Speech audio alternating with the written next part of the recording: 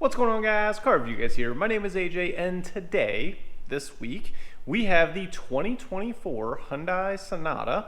This one in particular is the Limited Hybrid or Hybrid Limited, however you want to put it in the order. Nonetheless, we are starting this video off a little bit different than what we normally do. We're in our garage. It is 110 degrees outside, and the loan on this, instead of having it for a full week, I actually only have it for like 4 days. So I don't have quite as much time. I do work a full-time job. If you don't know, I work in supply chain. So not the optimal time. Usually I go early in the morning here in Phoenix. That way it's not scorching hot. So nonetheless, we're in the garage. We're going to take it on a drive, obviously. I just want to go walking around the car, talk stats, figures, all of that sort of stuff here in the garage because my garage is temperature kept. So nonetheless, if you are new to my channel, we are going to start with the exterior after the cinematic, of course. And we're going to talk stats, figures, stuff like that. We're going to go through the interior, and then we will be taking it on a drive. So if you want to like skip through different sections, that's the order we go. Over 21,000 subscribers. Thank each and every one of you. And without further ado, let's roll.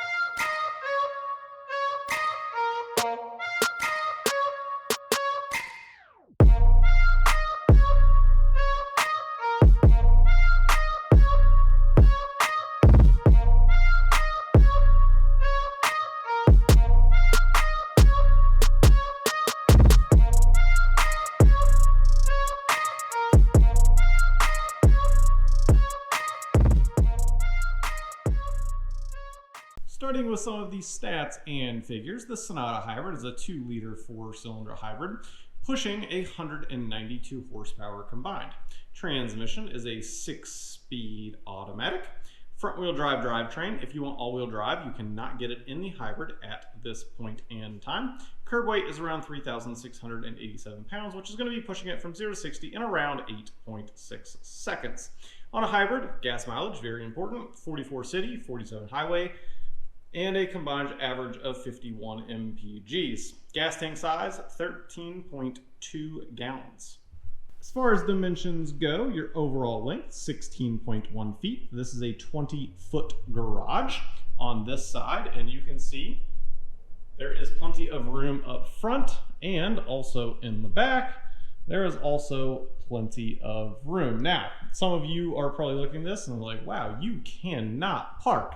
No, I actually park very, very crooked on purpose for me in my garage. My other car sits over here. There's a massive gap, so it's just easier to hug all the way over here, so that way my wife can get into her Santa Fe calligraphy. It just makes it a lot easier, so that we have some room in between here. Now, continuing on the dimensions, overall width, you are looking at 6.1 feet, and your ground clearance is right around 5.3. Pricing, $30,800. Tester today, $38,560, including the destination charge. Since we're in the rear, let's start here on some things you may or may not notice. All LED tail lamps, and it does have, if you did not notice, this little button right here. If you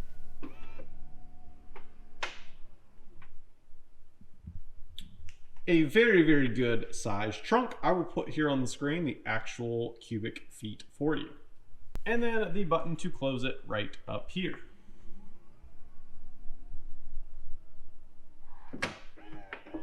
Before we jump into the interior, starting with the rear, just wanted to point out a few more things. Keyless entry, it is located on the front doors only. It is not on the rear doors.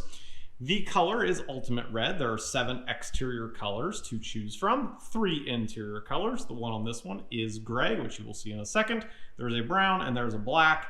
Some combinations with exteriors, you can't get certain interiors, so go on the configurator, if I can speak, and figure out what you would like.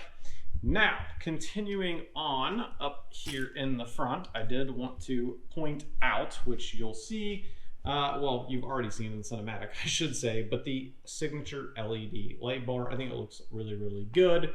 And then even the wheels, something that honestly on hybrids, they don't typically look all that good, but these are equipped with Kumos. And then as far as the tire size goes, you can probably see it right here. It is a 215/55/17. Before we jump in, I just wanted to take a look at the rear door. You can see there is actually sunshades here on the rear, which is nice. As far as material goes, nice and soft touch here. Up here, soft touch. Up until the stitch line, then it's, you can probably hear the difference. It's a little bit harder. And then up here, it's basically like a rubberized kind of material. Kind of like how they've blended the door handle in. Kind of looks almost like it's seamless. Obviously, you can see it pulls out there. Window switch, nice little bezel, feels premium, no wiggle, no jiggle, which is also very good.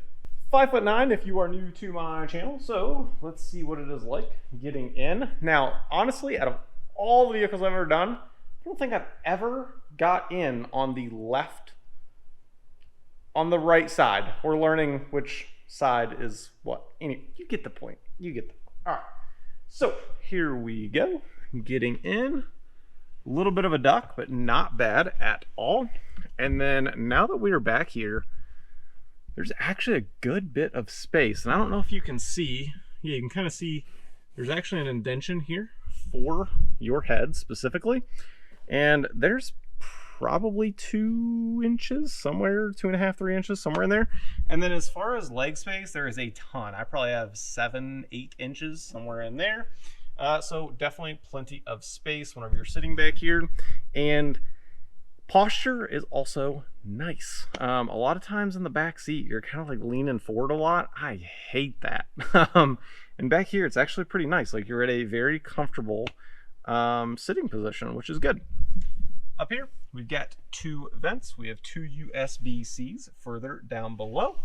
And then just wanted to show you up front very quickly. You can see the ambient lighting underneath the screens, which looks really nice. It's actually on the doors as well, just not lit up at the moment. This is why I park at an angle. I still, even at an angle, cannot quite get it to the 3rd notch. That's the 2nd notch. So that way I've got plenty of room to get in. That's why I park super crooked. If I was straight, I literally would not have all that much room. Nonetheless, because I know I have to defend myself. Everyone wants to throw some sort of shade for whatever reason, bring people up, be positive throughout your day. Let's continue on. So here we go, getting into the front. Super easy, like very, very comfortable to get in. Now that we are in here, as far as headspace in the front, I would say probably a good 4 inches at least. I have the seat all the way down. I do not like to raise the seat. I cannot stand that. I don't like my head feeling really close to the roof. So probably a good thing I'm not all that tall. Not tall at all. So anyway, nonetheless, let's take a look at this door here. We have 2 settings for memory seating. Those speakers. We have, again, all of the bezels on the window switches. Super nice. You have your mirror adjustments, lock, unlock, window lock, and then you can kind of see this indentation right here. That is where the ambient lighting is. Okay, let's take a look in front of us. We're going to start out in front. The heads-up display, nice and clear. And then in front of us, again, I just have it on accessories mode right now. It is not powered all the way on because we are in my garage, but we will be taking it on a drive shortly, and we'll go through, obviously, the driving portion. Just no need to turn it on at the moment. So blind spot monitoring is pretty cool. I like the material. The wood looking grain looks really, really nice. I like the light color that they have chose. Moving on down here in the middle, you will notice that down here is actually like a screen. So if we were to click the cooled seats or go up, 3 settings either way, heated and ventilated / cooled seats, heated steering wheel, dual zone climate, and then you also have buttons still. I love the fact that they keep the buttons. I know we have this beautiful touchscreen here, and it's very, very, very responsive, but I love having buttons, and there's not a ton of them. There's just enough that you can quickly select stuff, which is super nice. As far as over here goes, you can see park is located there on the end. Twist it this direction, that's going to be drive. Twist it down, that's reverse.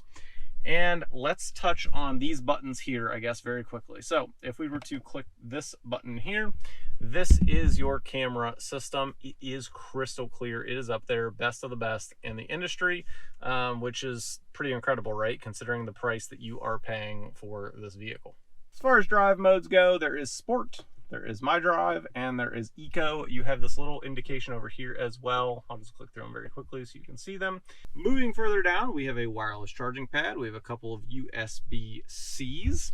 We have 2 cup holders, and then we have a center console, which is probably going to hold roughly 2 tissue boxes. Up above us, we do have a full panoramic roof.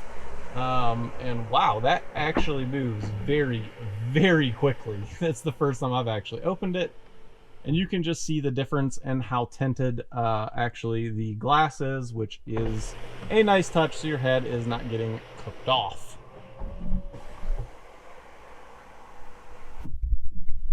Can we talk about how fast that is?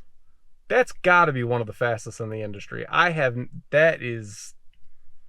That's wild. Taking a look very quickly at the steering wheel, over here on the left, we do have the lane centering button, which is very, very nice and very good. You also can use that without setting your cruise control, and it'll keep you dead center of the lane.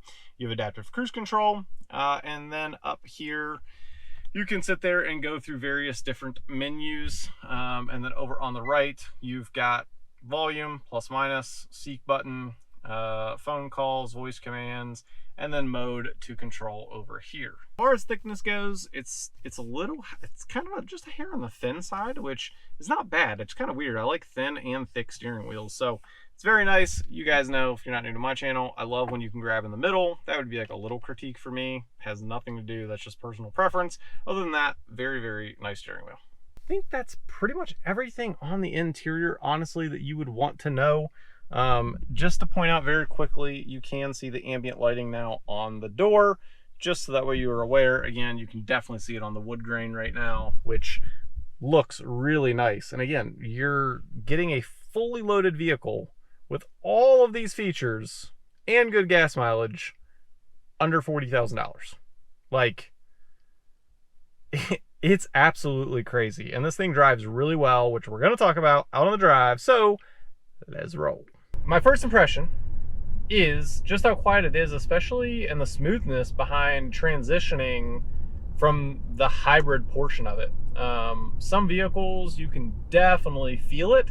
And in this, for the last like minute and a half I've been driving, no music, no nothing, just driving and trying to see what I can hear and or feel.